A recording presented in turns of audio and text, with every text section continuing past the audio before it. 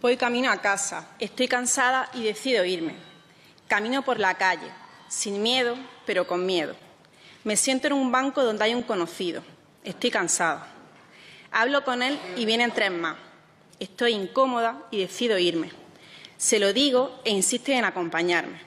No quiero, pero parece que mi opinión no importa y estoy cansada. Cansada de vivir siempre con miedo. Sin saberlo, ellos planeaban violarme. Me besa, pero no quiero hacerlo. De pronto me cogen por los brazos y me meten en un callejón. Se me hiere el cuerpo, el corazón me palpita fuerte. Quiero gritar, quiero correr, quiero no estar aquí. Está oscuro y tengo miedo, realmente tengo miedo. Por favor, que me dejen aquí, por favor. Me rodean, me quitan la ropa, se quitan la ropa y me ponen a 4 patas. Quiero irme, tengo miedo. Que pase ya, que pase ya. Me ponen sus penas en la boca, no quiero hacerlo. Me penetran. Que pase ya, que pase ya. Eyaculan dentro de mí sin preservativo. Que pase ya, que pase ya. El tiempo no pasa. Me siguen penetrando, por delante, por detrás, por todos lados. Se ríen, me hacen fotos, me graban.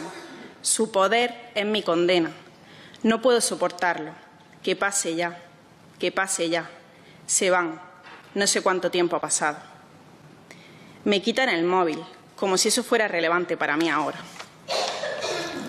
Me pongo la ropa. No sé cómo lo hago. Mi cabeza da vuelta, o no. Camino, pero no tengo fuerza, ni ganas. Las lágrimas brotan por mis mejillas sin poder controlarlas. Tengo frío, calor, tiemblo, no me controlo. Me tumbo en un banco, me acurruco, cierro los ojos. Que no haya pasado, que no haya pasado, que no haya pasado. Resulta que tu puta noche de locura ha sido mi destrucción. Tú, follándonos a una entre 4, es destrozando a una entre 4.